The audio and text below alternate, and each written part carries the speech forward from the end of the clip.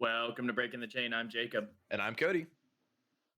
We're a bit late this week, but we're getting it out. And there's a lot of stuff. There's a lot of stuff that came out. There was Honestly, the Calling, which was our first CC, or like since Compendium. There was Silver Age, both the weekend results.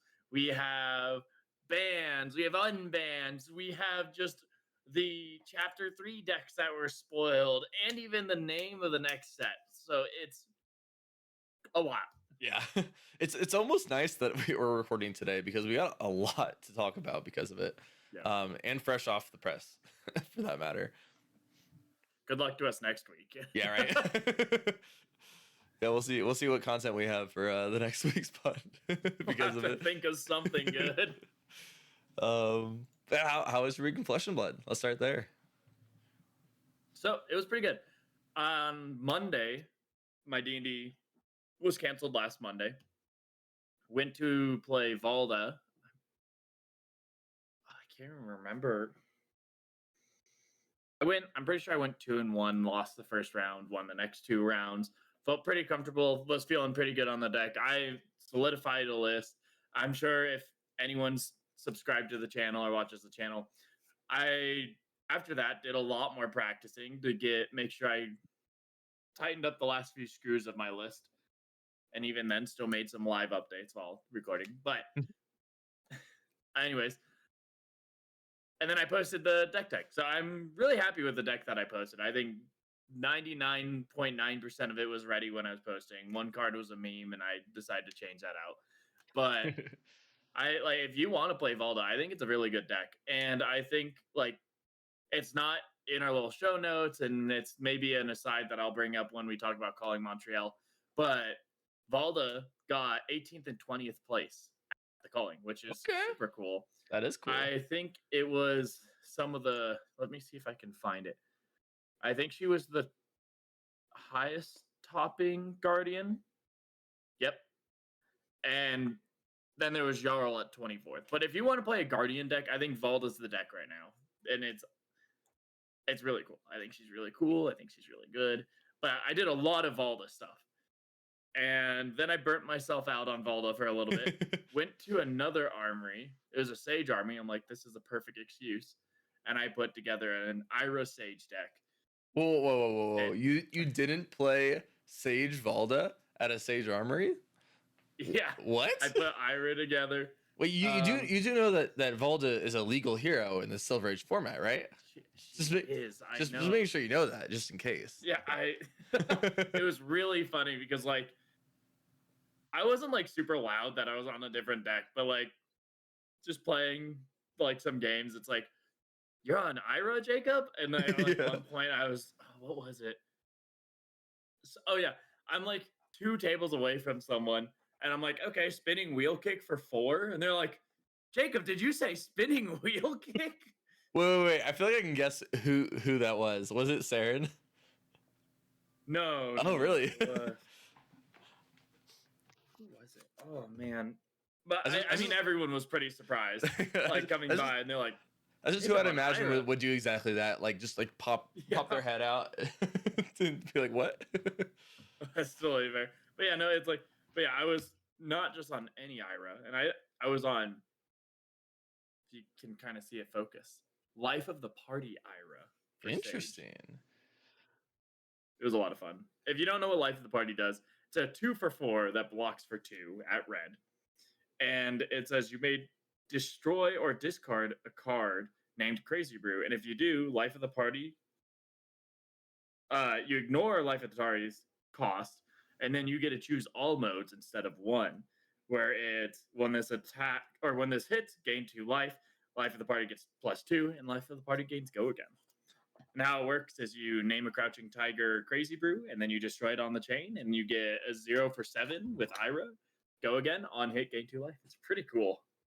That's pretty cool, actually, yeah. Oh, yeah. Oh. Yeah.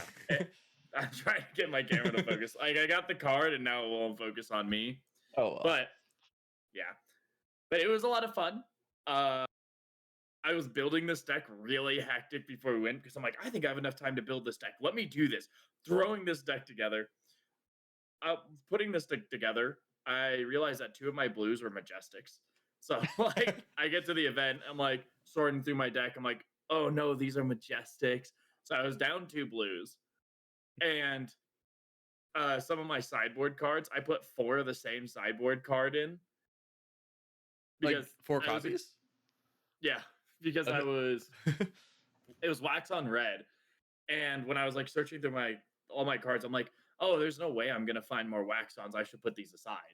Put them aside. Goes through some more. Finds 2 more wax ons, and my brain has the same thought. Like, oh, there's no way I have gonna find 2 more or any more wax ons. I should put these aside.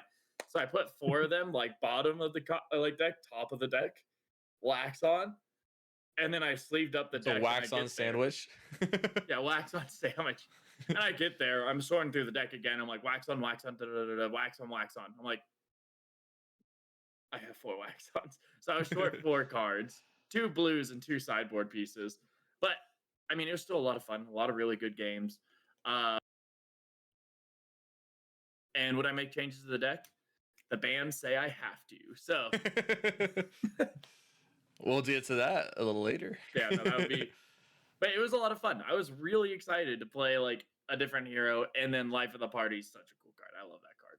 That is a cool card, yeah. That's one of the beauties of the Silver Age format is that you get to play all these cards that just would never see play in CC. Mm-hmm. There's just a lot of really cool cards that we get to play again and use again in this format. Yeah. Anything else for your week in Flesh and Blood before I talk about mine? Nope, that's my week. Well, my week in Flesh and Blood was really a week in Riftbound, unfortunately. I just flew back from Vegas this morning, actually, which is why this podcast was a bit late. I thought I was gonna have time to record while I was there. I was a bit mistaken about that. Did not quite find a window that worked out, so that's why we're recording here. But yeah, played some Riftbound this past weekend. It was a lot of fun. It was a massive tournament. There were 1,650-ish players in the main event, which is crazy. I think that's about how many players we get at our Worlds entirely, like not playing in Worlds, just like at the Worlds Convention Center. I don't think it might not be true. That's probably not true. I'm pretty sure that's like a World's Calling, but I don't think that's. Well, no, the World's Calling is like 800, 900 players, right? Then that's already more than your World's Convention Center. Wait, what? Well, because you're saying that like the 600 players is how many people are at Worlds? No, 1,600. 1,600 players. Oh, yeah. Okay, I misheard. Yeah, no, 1,600. Yeah, no, we get way more than 600. Yeah, no, I agree. But no, there must have been like 5,000 to 7,000 people total at this Riftbound event, because there were so many people there just doing side events. Like I think there were more players playing side events than there were the main event. That's crazy. Yeah, which is insane. It's all about like the incentives they have that is its own discussion. But anyway, that was my weekend. It was a lot of fun. I didn't do as well as I wish I did. Mostly had some blunders, and unfortunately, some of it was on stream. So if you want to see me play pretty terribly on stream, you can go to the Riftbound. It's like the rounds 1 through 4. I think I'm round 4. Like the backup game for round 4, which all their backup games ended up being on the stream because every round went overtime by at least 30 minutes. And so they had to have all the backup games live on stream just to have content. It's just crazy. Every single round, both days ended around 10 p.m. Yeah, not great. Not great at all. But it was still fun. It was nice. Got to hang out with some Riftbound and Flesh and Blood locals. Not locals, but like. Is that why you kept telling me you're like, oh, we can record later in the night, and then later in the night you're still at the convention center? Exactly. I'd be like, oh, but surely I'll be free by such and such time, and nope, I was not. The event still kept going. Yeah. But anyway, I don't want to make this a Riftbound podcast. This is for a much better game. And speaking of a better game, we had an even better tournament in Montreal this weekend. It was the Calling Montreal.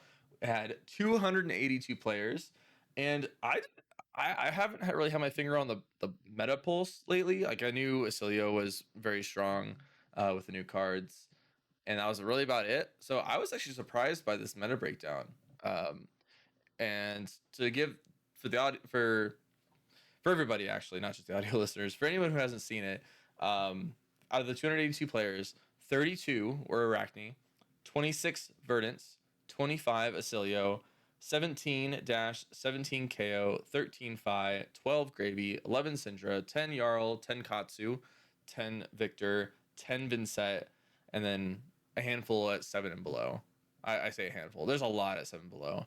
I also like how at the very end of the chart, any of the heroes that had only one player, it says 0% of the meta. It didn't round up. It just says 0%, even though there's one player on Leviathan, Lyeth, and Olympia. Just thought that was kind of funny. And then the top 64 conversion was at the top. There were 10 Arachnes with 31% converting.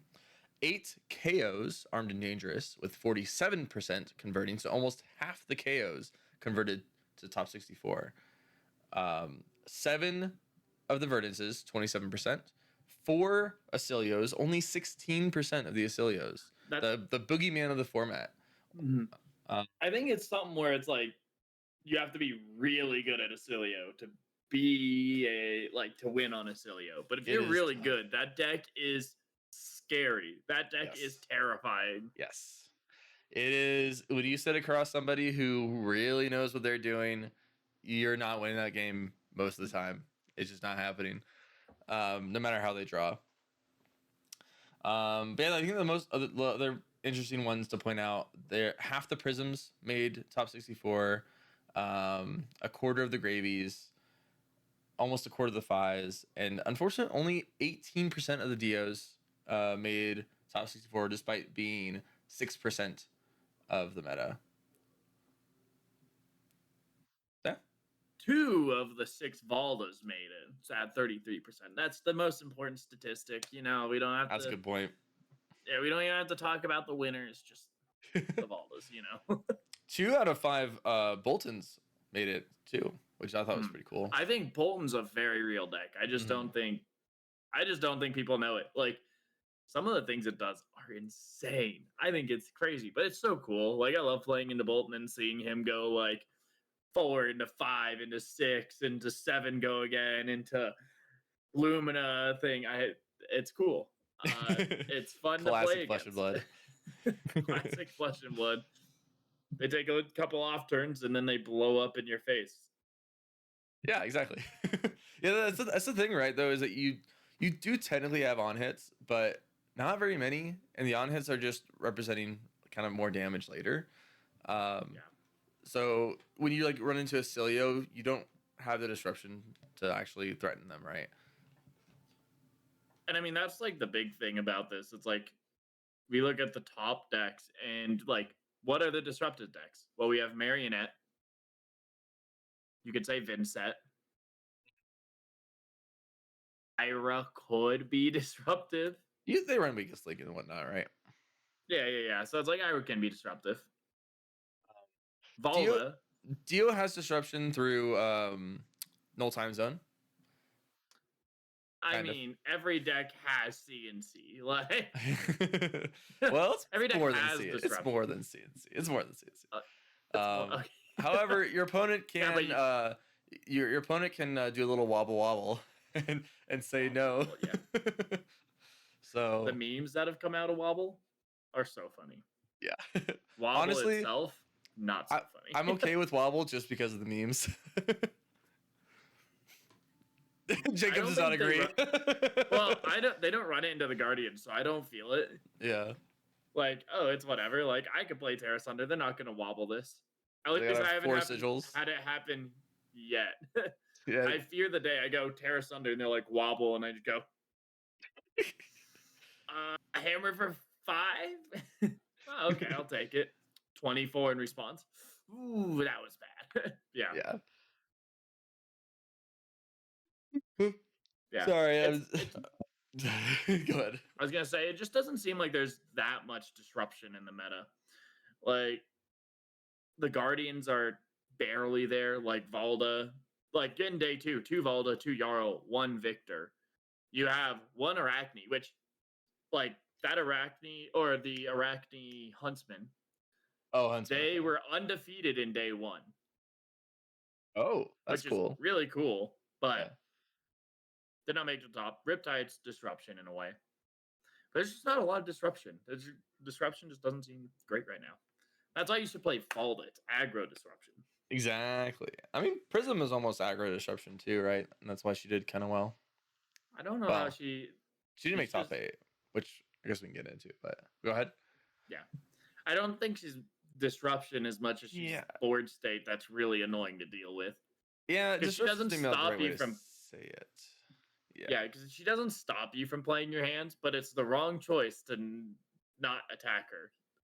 I mean, you can run disruption through ALS, but that doesn't work against Cecilio, so. Yeah. But yeah, so top 8, we had 1 Vincent, 1 Phi, 2 Acilio, 1 KO, 1 Dio, 1 Dorinthia, and 1 Ira. That's a pretty diverse top 8 right there.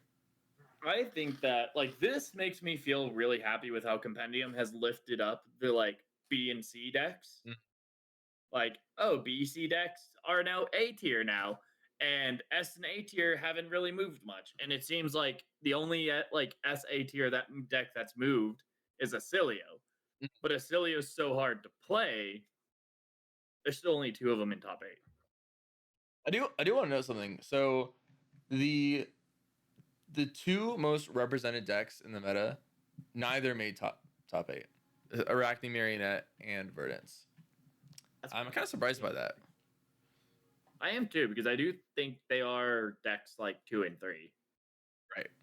Yeah, it's definitely like Acilio and then probably Arachne. Well, I'm saying this because out of assumption, because I actually don't know, but I assume it's Acilio, Arachne, and like KO Phi behind it. And then obviously Dio's up there. Yeah. I mean, Dio is technically up there, yes. Oh, yes, but to continue with the top 8. So those are the 8 heroes. The finals was June Studis on Vincent versus Connor Bryant on Dio, and Connor Bryant took it down for the Dios. Let's go. So sad. I did not expect Dio to win all night long. Win the calling. I also did not expect a Vincent to be in the finals of a calling anytime soon. It looks so dominant. Like, it looks so cool. So one of the coolest things I saw was, so you know the new card where it says if a hero's been dealt damage, they can banish a card. Or you get to choose to banish a card from their graveyard. It's the new card. Oh, the new one, the new blue. It's a 4/6 attack action with Rune Gate, and it says if a hero's been dealt damage when this combat chain closes, banish a card from their graveyard.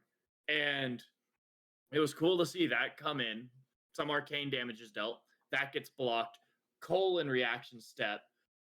Close chain. Banish Cole. Oh, wow. Yeah. I saw that. I'm like, that's so cool. That is cool.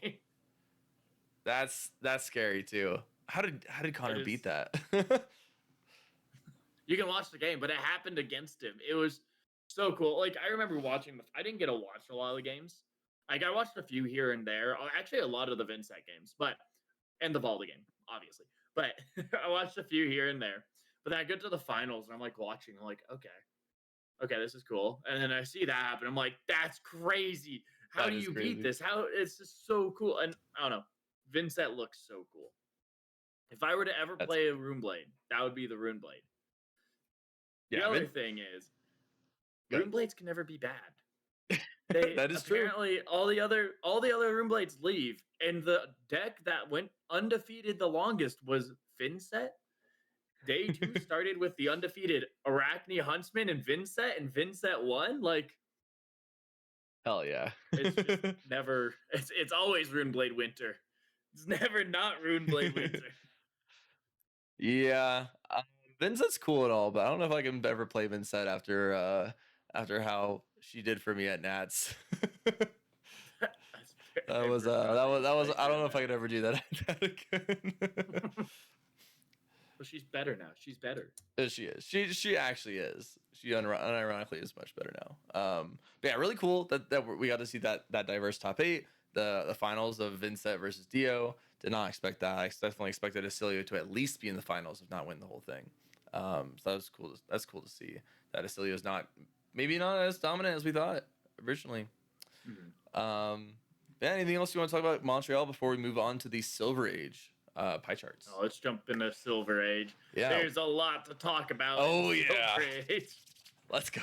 There's 2 weeks of Silver Age pie charts, actually, because we since we're recording this late, we not only got the one we would normally have covered, but we also got the one that was released today, right? I believe today.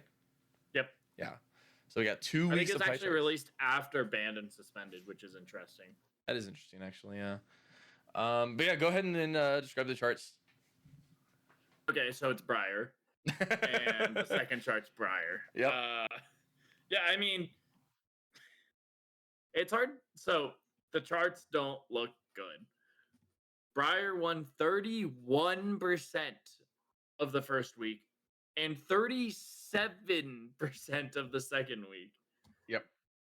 And then, I mean, after that, you have KO who won 25% first week and 18% second week. And there's Dorinthia, Kano, and all the other decks. And it's this Phi jumped up the second week, but it's Briar, KO, Dorinthia, Phi, Kano in the second week. But it is just Briar. Like, that's really how to say it. I don't know if I don't remember the last time I've seen a deck hit like 25% win rate, or maybe not 25, but like hit 30% win rate in a format. I don't know if we've ever had that. Have we? I'm sure Starvo hit that, but like, well, no, but like since we've been podcasting at least for the oh yeah, pie I don't know charts. if it's been a thing since we've done that. Like, it's Briar. Like, you want to win your Pro Quest, play Briar. Well, I guess the stage is over. Yeah, hold on that note there. we'll put a pin in that. I'm playing Briar in CC. Had there not been a BnR, I would have agreed with you there. No, that's true, but that's crazy. Yeah, I think the most notable thing for me was that in week 2, Phi had a much larger representation. In the week 1, he only had 2%, 3 wins, but then in week 2 had 6% at 9 wins. So tripled in the number of wins from week 1 to week 2, which I thought was interesting. But everything else stayed pretty much the same. Go ahead. Oh yeah, sorry. Don't worry, you're correct. My math was wrong. I mean, I think there's more. I read the wrong name. The first week is why it's kind of odd in terms of percentages and stuff. But anywho, yeah, triple the wins for Phi. I assume it's just trying to be super aggressive against the Briar deck and trying to maintain the aggro race. Maybe I'm not certain, honestly. I haven't been able to do too much looking into the Silver Age format, but I will now, especially after these bans. This is so interesting. I have a note for anyone who is watching the YouTube video above my head for what I think of the format post BnR. Which, unless you have anything else to talk about for the pie chart, I think we can dive into. I think this leads perfectly into bans. All right, start us off with what is banned. So first, you have Bracers of Belief, which is reveal the top card of your deck, and it gets +X, where X is 3 minus the power. Oh, it's 3 minus the color. Yeah, something like that. Yeah. And then, so it's Goliath Gauntlet. Yeah, on any attack, not a 2-cost. Yeah. Lightning Press, which is the lightning instant where your target attack is +3. Aether Spindle, 1 for 4 arcane, opt X, where X is damage dealt. Steelblade Shunt, defense reaction that deals 1 when you block weapon attack. Sirens of Safe Harbor, which is a 2 for 6 that gains you a life when it goes into the graveyard. and Burn Up Shock. It's 1 arcane damage, and when an attack hits, 4 arcane damage. And then for the unbanned cards, we have Amulet of Ice. This is the one where I believe it's. I have to zoom in on it. Actually, it's been a minute since I've seen this card. Right. You can pay, or you can destroy it if you've Ice Fused this turn to make your opponent pay 2 or discard a card.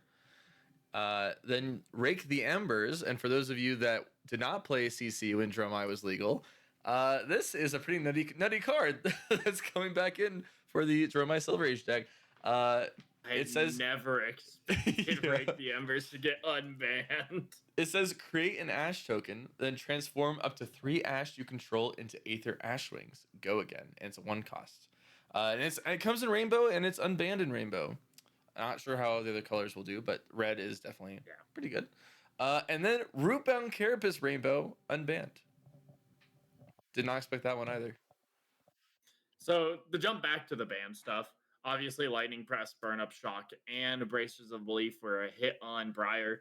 I don't know if you saw how Briar was playing with like Lightning Press and all that stuff, but you play Flourish, right? Is the one where it's like your next time you add damage, it gets plus that amount. So you Flourish, throw an attack for like 3, go again, and then you react for like plus 5. That's disgusting. That's brutal. In a format with like, and then in a format like Burn Up Shocks there, so it did like 9 damage in reaction step. So it would be something like, 3, go again. That's rude. 9 damage. And that's disgusting. So that all makes sense. And like Burn Up Shock just being a 0 for 5 in 9 out of 10 situations. Bracers of Belief, it is, like I said, it's Goliath Gauntlet, which is banned for a reason, beat in Briar and Redline decks. So that all makes sense. Like, I am not too surprised to see those gone. I think those were the cards that people were asking Briar to lose. Mm-hmm. And I think she takes a hit from that. I don't know. I feel like she's still best deck in format, but she's going to feel a lot more fair, fall back a bit. If not best deck, she's still like A tier, S tier, if there is a tier list. I think she's still something you have to worry and think about. She still has all her 0 for 4 go again. She still creates embodiments of Earth. She still creates embodiments of Lightning just by playing 2 non-attacks. It doesn't change much of her like game plan. I think it just changes her ceiling in damage. I think it's more interesting into like the Enigma matchup, because it used to be like a thing where it's like, they're attacking with 1 aura. You could shock to kill their aura and end their turn. So the decks, it's interesting, right? Because my thought when I first saw this ban list was like, okay, they hit Briar really hard, right? They banned 3 cards out of her deck effectively: the Arms, the Burn Up Shock, and the why am I blanking on it already? Lightning Press. But I'm now I was looking up. It was already running the Nimblism package, and there's that arm piece from High Seas that I believe gives +2, and you activate it if you've played Nimblism that turn. Does that sound familiar? Let me see if I can find it. I think I know what you're talking about. I don't remember the exact text on it. Actually, but I know there's an arm. Destroy this. Your next attack this turn gets +2. Activate this only if you've played a Nimblism this turn. Go again. So they can just run that card in replacement, and it would be almost the same. The thing is, you don't get to choose when you pop the arms, I guess, is like the downside. Right. So it is still a downside. It's not identical by any means, but it's still okay, but we'll see. I think they almost like really just lost the 2 cards. I mean, Lightning Press is a big thing, right? Turn 0, they could leak some damage pretty easily. Like you said with the Flourish, I didn't even know that combo existed, but that's just disgusting. To be able to do a reaction at +5, especially on a Burn Up Shock turn, and then Burn Up Shock being very hard to stop for a lot of decks, right? It was basically just a 0 for 5 against most decks. Makes sense that card would go for that reason. I'm not well versed in the Silver Age format right now. I am definitely getting caught back up to speed. But I would think that does still hit her pretty hard. That's a lot of power. I think it does. like I said, I think it hits her a lot, and she might not be the best deck, but I think a lot of what she does is still just powerful. Like she's still going to be like, okay, here's an attack for just 10, go again into a sword, or like, okay, it doesn't have the on hit deal 4 damage. And I think the hardest part for her is honestly the shock part, where it's like in reaction to a lot of the stuff of what people are doing, or like Kano goes for the kill turn, extends too far at 1 life, you shock them, kill them before they kill you, or in the like Enigma match, like killing their weapon so they lose their turn. And like I think she loses a lot of play that way. But it's going to be interesting to see exactly what comes from all this. Yeah, yeah, no, I agree. This definitely does ring, or what's the phrase I'm trying to put out here? It's one of those situations I think where it looks like a deck was hit really hard and everyone stops playing it, but in reality the deck is probably just fine and still a top tier deck. We'll probably still see it performing well like that.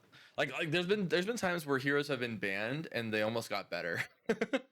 I don't think this gets better. No, I I'll don't say think it gets that. better by any means. But there's been times where it happens, and people like will initially write off heroes once they get banned, and definitely should not be written off. So I agree with you there. Yeah. I'm going to skip over Aether Spindle for a second. Steelblade Shunt was really just a defensive tool for the Decimator list, like Decimator Great Axe list. It was something that allowed them to late game deal damage. It allowed them to just play around Enigma and pop their auras while just defending. So that's, I think, what they did by this is they said, you just lose to Enigma. You are a fatigue deck. Every fatigue deck loses to Enigma. Every slow deck loses to Enigma. You're going to lose to Enigma too. You don't have a way to play around it, which I'm not.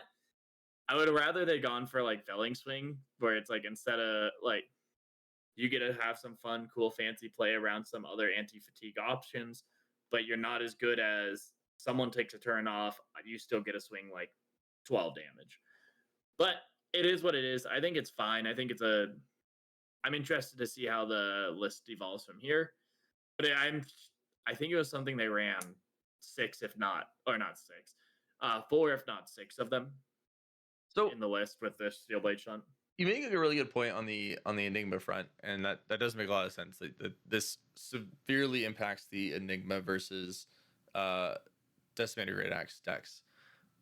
I'm wondering if this is more banned to give the dominate decks a little bit more agency into it though, because the red shunt, that's just a 6 defense D react that they could play. I mean, that's true. Yeah. And so it felt like, to me, it looked like Guardians that had dominate just could not push through this deck no matter what, because they just had these big D reacts that they could put in their arsenal to get around the dominate. I mean, the thing about, I don't know, I think playing in Decimator as a Guardian, it's not about getting dominate. It's about eating cards. You are playing fatigue on fatigue, and they're trying to be the real fatigue. And you have to turn around and be the fatigue by damage deck. And dominate does not matter in fatigue by damage. And that's how I always view that matchup. And I think that's where a lot of people don't kind of understand how to approach that matchup from the Guardian perspective. And that's how I view it. So I don't think this is crazy, but I'm sure it's impactful. It's definitely a really good card that has impact. Like you can't, like, now I can swing my weapon without just dying late game. It is a card that has impact. I think it's a good ban. I'm just interested to see this over Felling Swing is what I'm saying. Yeah, I do wonder if Felling Swing will still need to be hit in the future to make these Decimator Great Axe decks less oppressive. Yeah. Well, and I mean, I don't think it's as bad as it looks, especially like looking out the meta. They had 10% of the win rate win 2 and 10% of the win rate win 1. Like for a tier 3 deck or like your third best deck, that's not bad. I think people just don't like to play against fatigue, and so they're taking a little bit from it. But I also think okay, but to be fair, the 2 best performing decks were very good into Decimator Great Axe. I'll give you that. I will give you that. You have a point there. So they had to hit it alongside of the top 2 deck, or all. We'll Yeah. get to that in a second, actually. Kind of lower the level. The next card, Sirens of Safe Harbor. 2 for 6. When it goes to your graveyard, gain a life. It's strong. It's just good. You like, I loved it in Ira. It was so cool to be like dagger or sword for 1, 2 for 6, gain a life. That's a 2-card 8.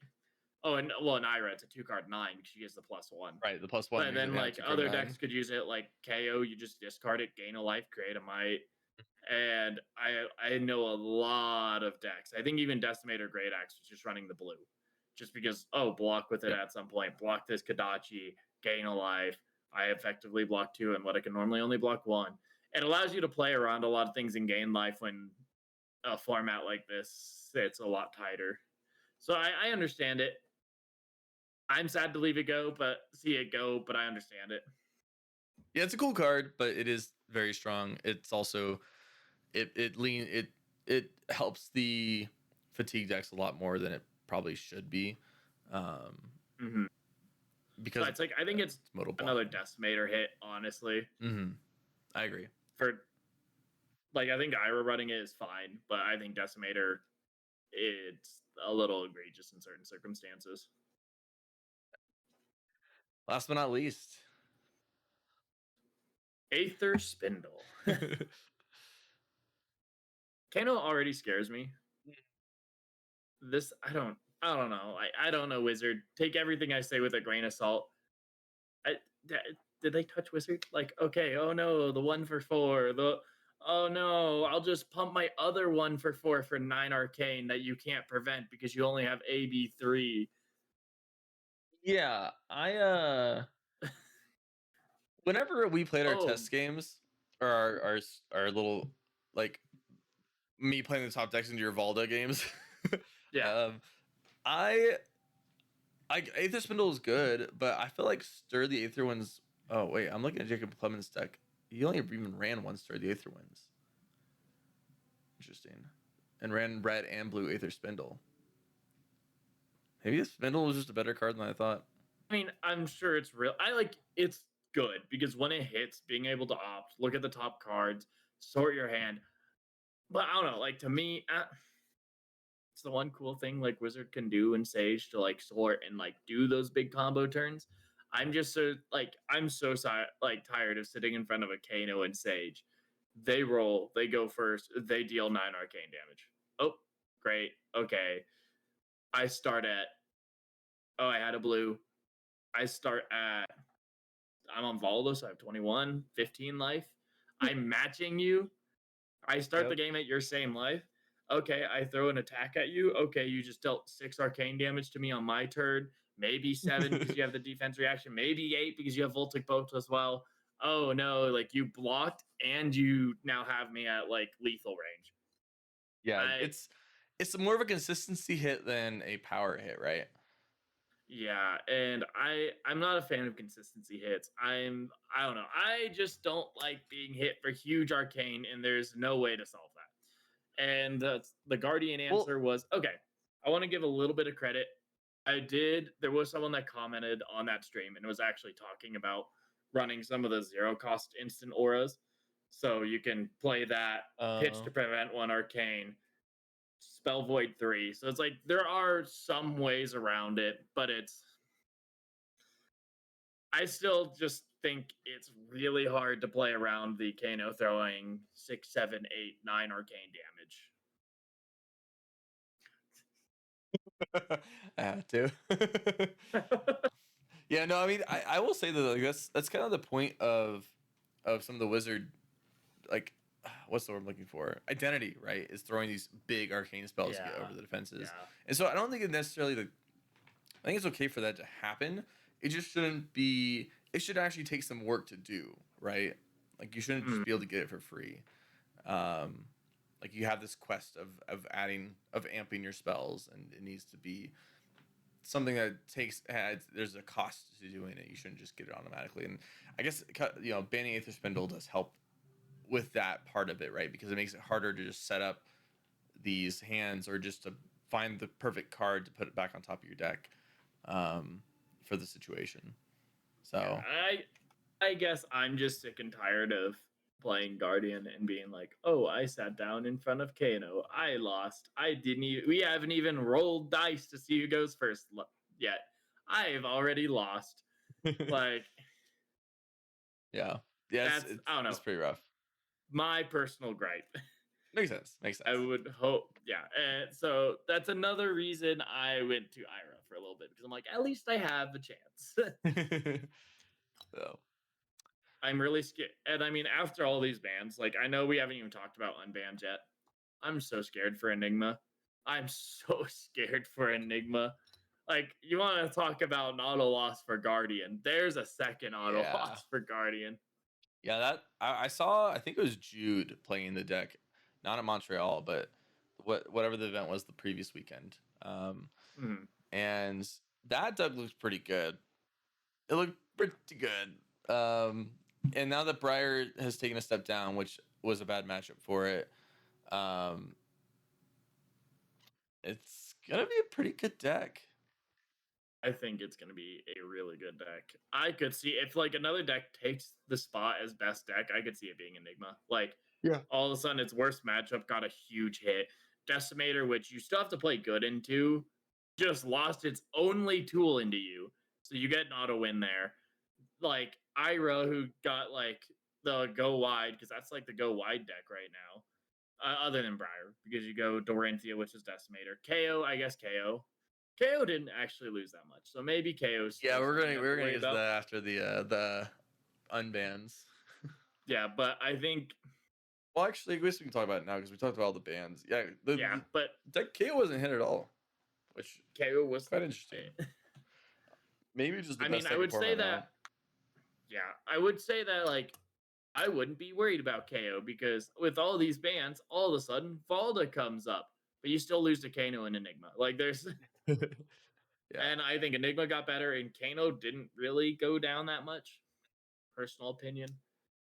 So that's why I'm like, I don't think Valda gets better. I think she gets worse from these bans, which is I can see kind of that. interesting to say.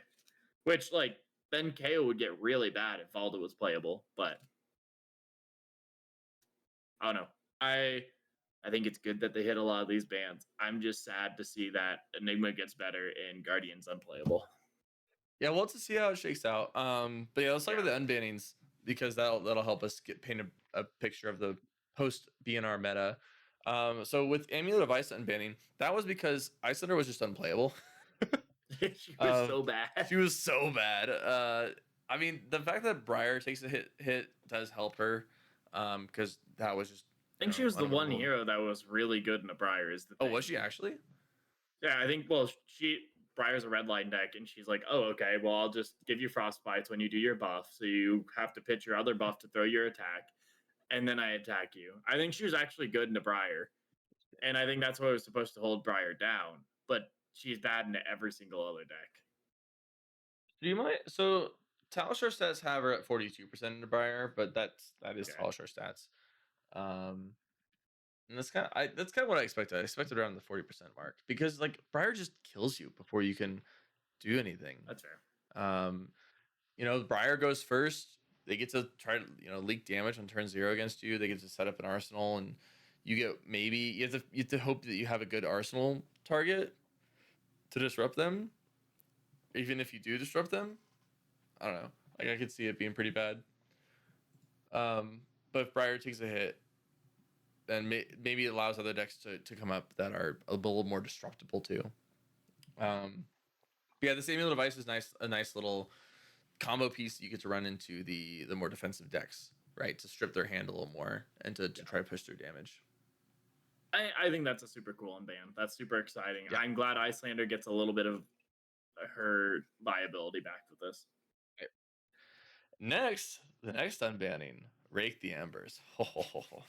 Let me tell you all about a beautiful card called Rake the Embers. This thing is gorgeous into anything but Ninja. Ninjas eat this thing up, but anything else, they're gonna have a tough time. Actually, I know there's some newer cards that were specifically designed to deal with Ashwings. But I think some of them are majestic. I don't know. I don't remember exactly. Sense Weakness was designed for Ashwings. But Sense Weakness is definitely a Majestic. Yeah, but there's like the assassin one that does the damage to everybody or something like that. That's a Majestic, yeah. It's a Majestic. Okay, yeah, that's what I thought. So I know they've been making more tools. I know there's a new wizard card. Is it Glyph over something? That's a Majestic. Okay. Yeah, never mind. Yeah, they're all Majestics. Yeah, so I mean, this Wraith the Embers card's just busted. I'm pretty sure it's a Majestic, but yeah. Yeah, so Dromai, I think Dromai might just be very strong. Briar was a pretty rough matchup for it. In fact, I actually have the stats here, the Talishar stats at least. Let's see. Dromai was 45 into Briar, so not that bad. 24 into KO. That isn't improved at all. So that's a bit of a problem. But you were really good into Kano, into the Great Axe decks. You were actually 50-50 into Phi, but very bad into Ira. Very favored into Enigma, Lexi, New. You're not favored into Farbo. Anyway, like you don't have that many bad matchups actually as Dromai. And I think a lot of your bad ones get better. Yes, a lot of your bad ones get better. KO being really bad is not ideal. That's for sure. What's your win rate against Valda? Good question. 27%. Oh. Not very good. Yeah, so that's the thing. That's the thing with the Farva deck too, is that it's the dominate. The dominate is really tough because you just don't get enough time to set up a board of stuff. And even when you're like setting up the board of stuff, you can kind of just get fatigued. They just hammer your dragons, and then you don't have the same anti-fatigue tools that you did back when she was legal in CC. So they just pop and hit and hammer everything, and then you just end up running out of cards. It's kind of rough. So we'll see if Rake the Embers does help with the Guardian matchup, which is a big. What about Haboob? Haboob, and there's Haboob. Yeah, good old Haboob. Actually, is that a Majestic? No, I'm pretty sure that's a rare. But does it affect both sides is what I was wondering. It is a rare. At the start of each turn, put a storm counter on this, then destroy it unless you destroy a counter. Attack action cards get -1 while attacking or defending. Okay, so that helps a bit. Yeah. I will say you have to destroy an Ash to keep it around, it's so tough to make Ash in Silver Age. That was whenever it was first testing it way back when it was Project Blue. Ash creation was not good. that was limiting factor. It was similar to Gravy in Silver Age. That gold generation is just such a handicap for the deck. That spending an Ash for this is, unless it's on a really, really big turn, you just can't afford to do it. Time to run Seekers. Turn 0. Yep. And then Seekers, Quell equipment. Yeah, Quell. Well, Just then they have to attack you. And I think you can only do one per. If you run I guess if you run 4 Quell and they attack you. No, I think you can pitch into Quell as much as you want, but it destroys on end phase. I think it's only once per source. Let me check. Oh, is it once per source? I don't know. It's been forever since anyone's played Quell. And since unlimited, if you would be dealt damage, you may pay 1 to prevent that damage if you do destroy this at the beginning of your end phase. I don't remember. I'm pretty sure you can just keep paying into it. Pretty sure it's just one instance. I might be wrong. One of us is a good player. One of us plays Valda. No, okay, yeah, I'm remembering now. So it's if your hero would be dealt damage, like if your hero would be dealt 4 damage, you can you can put it that way. You may pay 1 to prevent 1 of that damage. So it is only 1 per source, because it's if your hero would be dealt damage, a chunk of damage, you can pay 1 to prevent 1 of that chunk of damage. But anyway. Okay. You know. So yeah, it's just Ash is a problem. Long story short. But we'll see. We'll see if Rake the Embers is enough to make the Guardian matchups better, because it was so bad. They'd either kill you or fatigue and they could just flip on a whim, I should say. And And Rubel Carapace is interesting. I guess the Earth Heroes just weren't doing well, and they may have thought that they would be fine with the new decomposed cards, like the aura centric ones. And I think that it's just a little too slow, is my guess. I haven't toyed with the Earth Heroes at all, but my guess is it was just a little too slow for the format, and Rubel Carapace helps out with decomposing faster. This is big news. OTK Terra just got a whole lot better. Did he? How so? I can now block 4 off of one of my Earth cards. You make a very good point there. D-react. That's about it, but D-react good. Block 4. And I mean, it's all Earth cards, so I'm always decomposing. It doesn't matter that I'm trying to do anything else. I just block 4 off a D-react. It's a 0 for 4 D-react. Yeah, the decompose doesn't matter. It's just 0 for 4. Yeah, exactly. Terra got a whole lot better. You better be worried. That's what I'm bringing to the next SAGE PQ next year. Yeah, that's going to be terrible. Hold on. Hold on. I don't like this slander. I'm excited. I think I honestly think the unbans are so much cooler and much more fun than the bans. Yes. The bans are either seen or disappointing to me. But the unbans are sick and change the meta dramatically. Yeah, I like that they did both. I think it's kind of it's demotivating when it's only bans, right? It's like, okay, they're just lowering the power level of everything. But when there's unbans, that makes it like there's like this tipping scales happening on both sides where you're now empowering other decks, which then changes the meta even further in other ways. And we'll get to that in a second on the mentality behind some of that. But yeah, I think it's a really cool BNR. I think that my only wish list would be hitting something KO.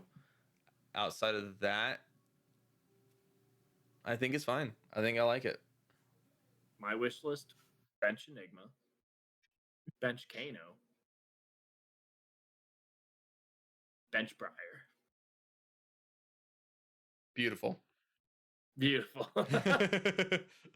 I like overall. I think I was a little upset with the wizard stuff. That's just me. But overall, I think most of this makes sense. It's all really good. Yeah. I think it's gonna definitely help. I think it's cool to like buff the lower level heroes, and I think it's like good the way they're doing this too. They put out what they thought was good. They banned a lot of cards, and now that they see where the meta's sitting, they're like, this card's actually probably fine to come back. I will say, I don't know if there even are cards they can unban to help some of these other really badly performing heroes, like for example Puffin. I don't know if there's even something that can be hit, but there's not anything for those heroes. Like the things that happened basically brought like lower mid-level heroes up more than bringing like F tier level heroes up. This feels like CC, like early CC, but they're bringing the A tier or the S tier down a little, and the B tier and A tier. So you still have the S tier, and you still have, but now you have an A tier where there wasn't an A tier before. Is kind of what I feel like. That makes sense. Yeah, because there was definitely just a handful of decks that you could only play realistically. Yeah, unless you have anything else, we can move on to the BNR discussion that was attached to this BNR list of cards.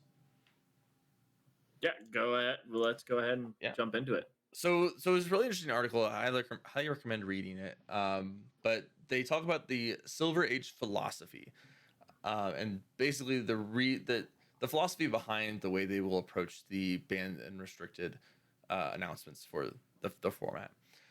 First, the Silver Age philosophy overall is that it's effectively short form fab, which is pretty obvious, but it's good for them to confirm that that's the intention. They want it to be flesh and blood, but in a short form. And with that, they will also have some additional expectations is not the right word for it, but that's what I'm going to use for now, for lack of a better word. When it comes to the way that it feels to play the format. So they said that they want these dynamic bannings to be happening pretty frequently, and for them to be very large changes, because they want the format to be lively and to quote unquote reset the puzzle. And that players should expect regular evolution through new cards, the BnRs, community bans, etc. Um, and that the low cost of the format does allow these large changes to happen, because it's not just going to decimate someone's collection if they are all in on a hero. Even if that hero gets entirely banned, they can build a new deck without breaking the bank. So I thought that was really interesting. I really like that mentality when it comes to this format. I was always a fan of more changes to card legality when I played Legend of Runeterra back in the day, because it was a digital card game and it was very easy for them to tweak those types of things. And so I think that this shares some of that same traits of, it's very easy for them to tweak things. They can kind of get more experimental with it and do these larger, more dramatic changes, and I do like that. I think that's going to make the format much more exciting. It's going to have, like they mentioned, it'll be more of like a puzzle solving of like, okay, what deck is the best, right? Maybe there will be some very clearly better decks than other ones, but it's up to the player base to discover that and to find out what that deck is, how to build it, and really do all that work to find and play and make the best deck possible. So that was really cool. I thought it was a really cool mindset. It's a very different way of approaching the game than Classic Constructed. Yeah, I mean, you definitely see them using the advantage of that like whole ban system. They banned 6 cards in the first banned and like restricted announcement, and unbanned 3. That's 9 cards legality change. That's a lot. Yeah, that would be a massive, like, that's, I think it might be unheard of actually for a CC BnR. Because I think the biggest BnR we ever got was the book burning. Yes. And I don't even know if that was 9 cards. Like, it probably isn't. It's probably like just 8, like 7 or 8 cards, right? But yeah, that was a big deal. That was a big deal when that happened. That was a huge deal. Huge change to the format. I mean, it was a huge deal for like a different aspect though, but I do want to say like it was just a lot of cards. Yes. There's a lot of very good cards too. Oh, and something else on the same note. They mentioned that the Silver Age BnRs will not have reasons for the bans, because they want this to be a puzzle for the community to solve and not for them to give away right off the bat. Not to say, okay, we're unbanning this because of XYZ. They want the player base to figure out why and how the meta changes because of that ban or unban. Oh my god, I never realized that they sorted their articles by date now. Do you ever remember when you'd type something in and you'd have to go and scroll to find the most current article? I think I do. I'm looking through I'm looking through banned and restricted, and I'm like, this is gonna be hell to sort through, because I'm gonna see articles from like 2020 before I see like what is probably the book burning ban. And then I see 2026, 2026, 2025, 2025. I'm like, oh, they're organized now. This is the biggest change Flesh and Blood has seen. Anyways, sorry for my little rant. No, you're good.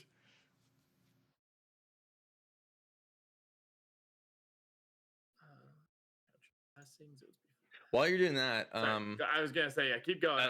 I'm invested in this tiny little thing now. They also announced after the chapter 3 decks.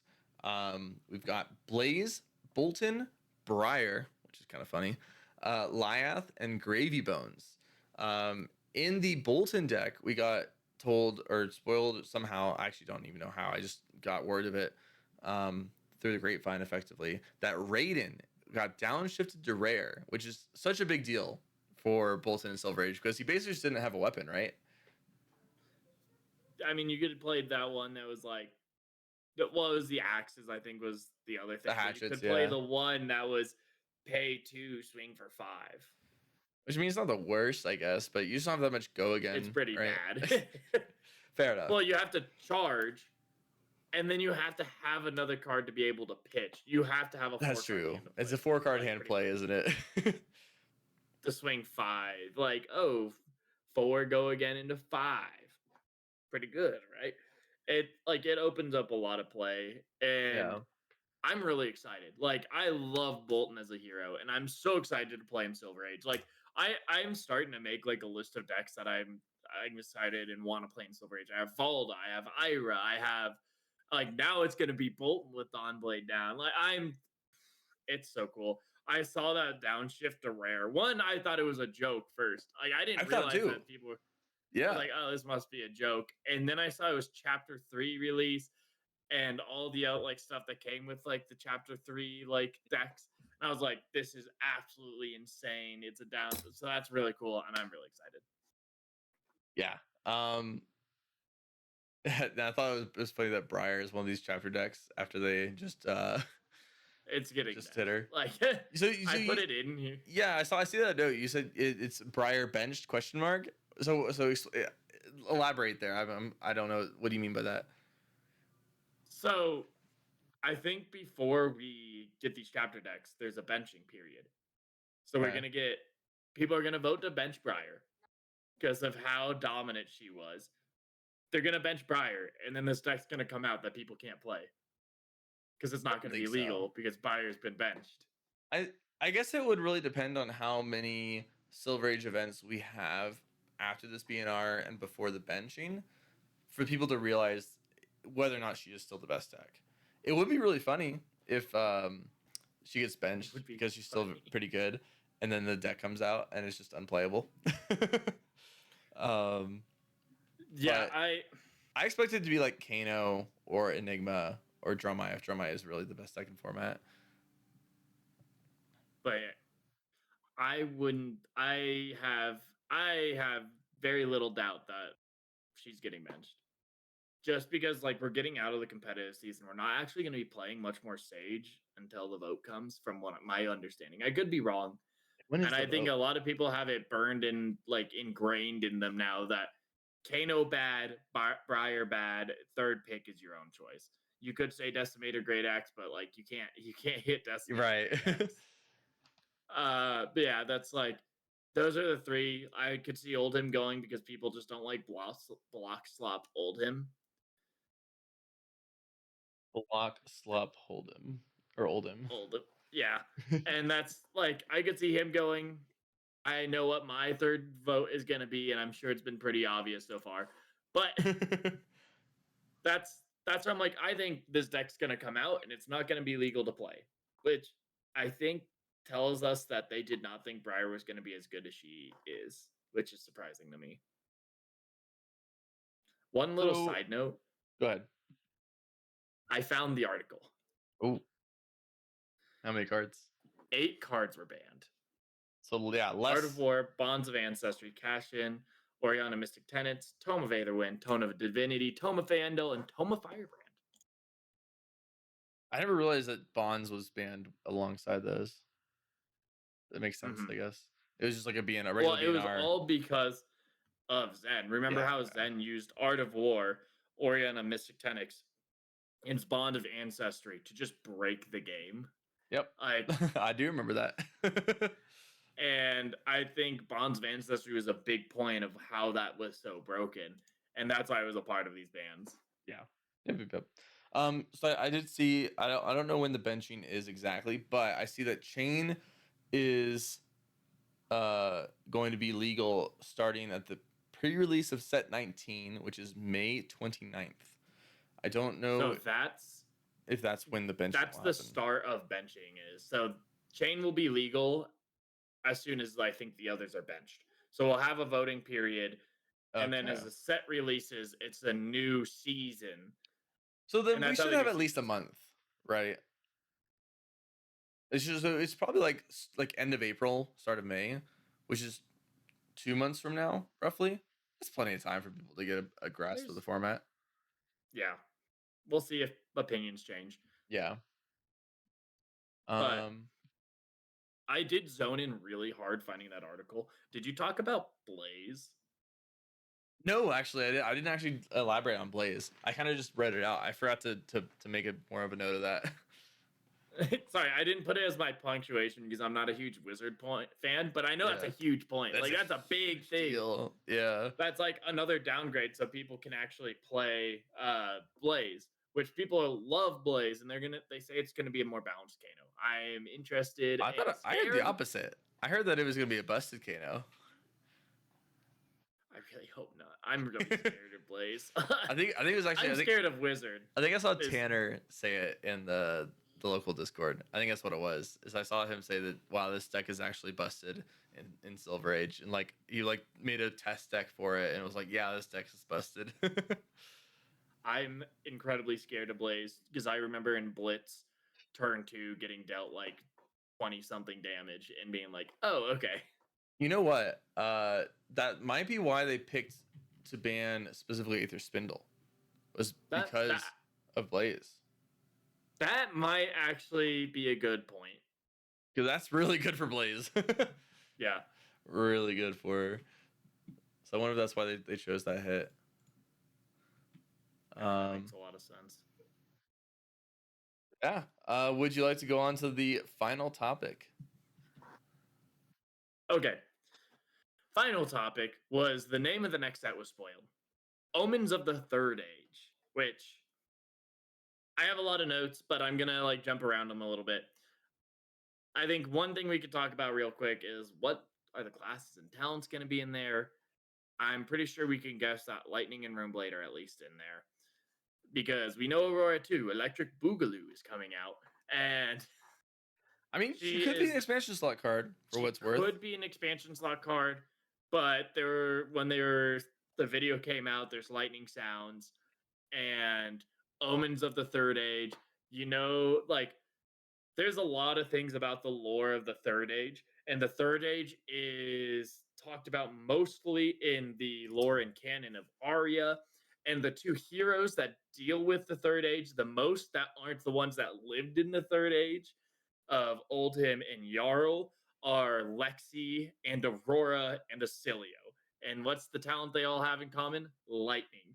So I think a lightning's coming back, and Omens of the Third Age, I'm really hoping that means.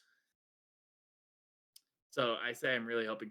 I think it's going to do stuff with wizards because Omens of so a lot of this has to do with Acilio. But I'm going to say it's Lightning, Runeblade, and Wizard, the set. You might have Ranger. It might be a 3-class set. We haven't seen that in a long time. But it might be a 3-class of Ranger, Wizard, and Runeblade, which would be kind of interesting. Well, I was going to say, Lightning in there. If it was just like Lightning, Runeblade, Wizard, that's just Rosetta. You just add Earth and that's Rosetta. What I'm hoping is the surprise element to this is ice. I'm hoping they're like, you finally get ice back. What if it's been too long? What if it's Lightning, Ice, Wizard, Runeblade? I don't want another Acilio, but I want another Icelander. And I know people that want Aurora back. I don't want an Ice Runeblade. I think Ice Runeblade would be really cool, actually. I think it'd be cool, but I'm really scared for it. Every time a Frostbite pops, it does 1 arcane damage. There's a lot of the cool things, but I want Ice back. I really want Ice back. Yes. And it'd be cool to have like another Lexi again. Like, hey, here's the Lexi reprint. Yeah. This one's not as broken because it doesn't have Art of War. We need some more Rangers. Some more cool Rangers. Yeah. So that's what I'm like. I think what I'm hoping is it's Ice. What I think it's going to be is Lightning, Runeblade, Wizard. What if it's Lightning, Ice, Runeblade, Ranger? Or sorry, Lightning, Ice, Runeblade, Ranger. Did I say that? That's what you just said. That's what I said. That's what I said. I think that would I am out of it. That would be sick. And I think there's so much we can assume, but I think Lightning and Runeblade are just stapled on there. Yeah. But yeah, so there's a lot of that you can assume from that. But what I'm so excited for is please give us lore. Please, please, please, please, please, please, please give us lore. The Omens of the Third Age has a lot, especially going into what we know now is the last set of the year is going to be Monarch, the third part of Monarch, which is the final of that chapter, and what I personally see as the beginning of Flesh and Blood. I think that with Monarch 3 coming out marks the beginning of Flesh and Blood. The like prelogue, like, hey, here's what Flesh and Blood is.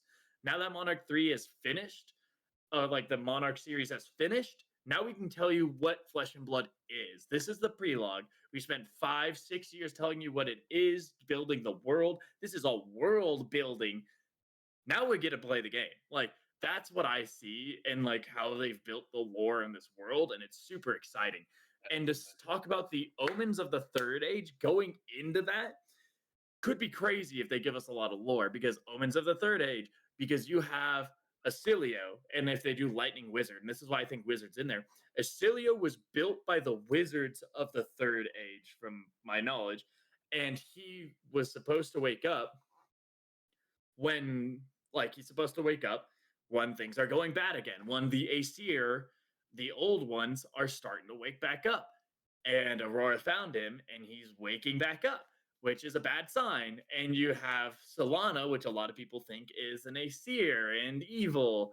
And so, like, Omens of the Third Age has a lot to say about the time period in which Jarl's from, and the time period in which Oldhim's from. And, like, Lexi, at one point in her lore, finds a huge door in, I think it's Volthaven or close to Volthaven, which has scribes all over it about from the Wizards of the Old Age that opens up into a vault.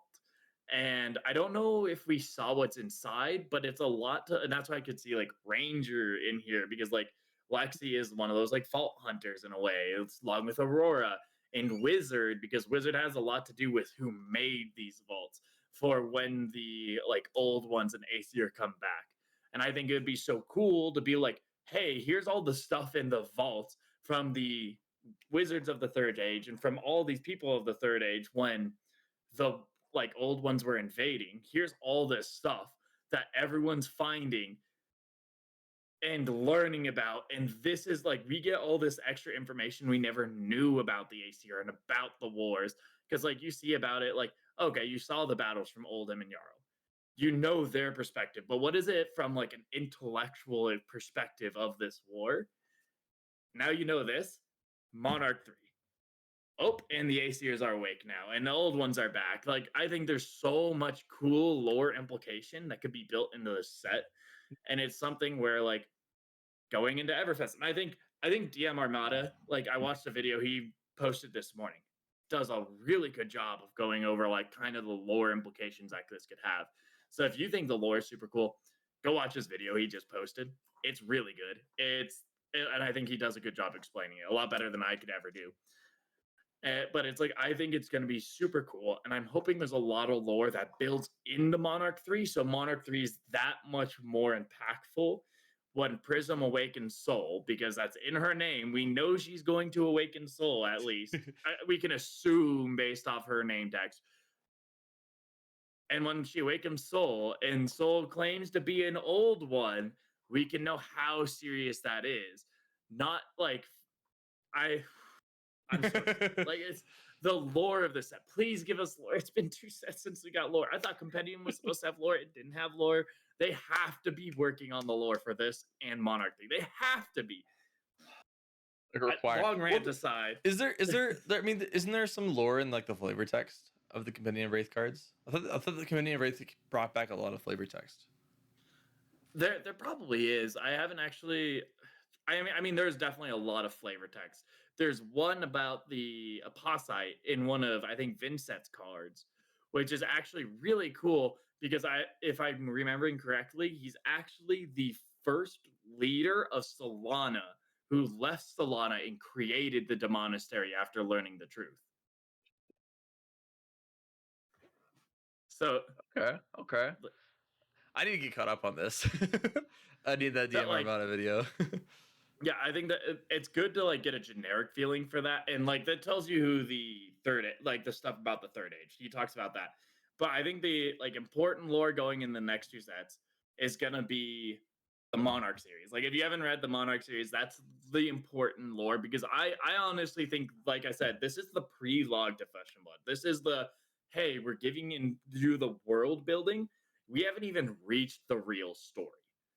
Yeah, that's interesting. That's how it feels to me. And here, let me see. Let me see if I can find it. And It's on that Rune Blade. while you're doing that, I forgot that I wanted to do a shout out to one of our locals or actually I guess it's multiple our locals that started their own YouTube channel called Cog Crankers. They put out a really cool gameplay video, so go check that out. Cog Crankers on YouTube. Anyway, You have to check them out. Their video's so good. It's really good. It's so really good. I sat I was coming home from work and I saw that post and I'm like, what? Okay, let me. Right. And I went to listen to it while I was driving home. And I'm like, this is too good. I have to pause it and restart when I get home and watch the whole thing. And it's so good. You have to go watch it if you haven't seen it. I also I don't know why. I really liked how they present themselves, which is really silly because it felt like the personalities felt like they come in suit and ties and sit down to play this game like gentlemen. Yeah. And then they do the silliest things. It's great. I loved the atmosphere. Yeah, it's really good. Highly recommend. But yeah, we need to cut this and put this at the beginning. Right? Yeah, we need to make sure everyone sees that part. Cold open and then get back to this. Yeah. Yeah. Back to it though, the Runeblade defense reaction. It doesn't really matter what the card is, but it says a rune is a vessel made speech and symbol that collects the lifeblood of existence, the apostate. Which I'm pretty I'm pretty sure the apostate is the first leader of Solana.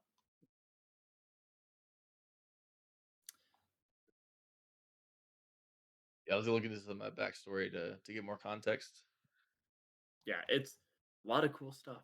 Yeah. A lot of very, very cool stuff, and I'm very excited. More lore coming soon. Please, it's been too long. We went personally, I think that I forget what it's called. The deathmatch arena is my least favorite place because there's no lore there. There's just nothing to get into. Oh, it's a deathmatch arena. How cool. But it's I love Aria because the lore of Aria is beautiful and magnificent. I love the pits because the pits is so well built and there's a lot of fun lore there. I love Solana and the Demonastery. I love the envierment of the Savage Lands. We haven't even been there yet. We haven't been to the Savage Lands. When are we going to Savage Lands? I know. I mean, then even Mistra or not Misspell? That's a D&D god. Yeah, I think it's just Misspell. Yeah, part Misspell, right? No. It's Mysteria. Yeah, something like that, Mysteria. Yeah. But anyways, that area is super cool because it's so well built out and there's so much lore that happens there. I just want more lore. Just give me more lore. More lore, all I please. want is lore. All right. Anything else with the Omens of the Third Age? I could go on for ages. But no, I think that's everything that's relevant to what I have to say about it. All right. Well, unless there's anything else you want to interject with, that is all we have for this episode. Let us know in the comments below, whether on YouTube or Spotify, what Silver Age hero you think is going to come out on top post BnR. And with that, I'm Cody. And I'm Jacob. Thanks for watching and listening.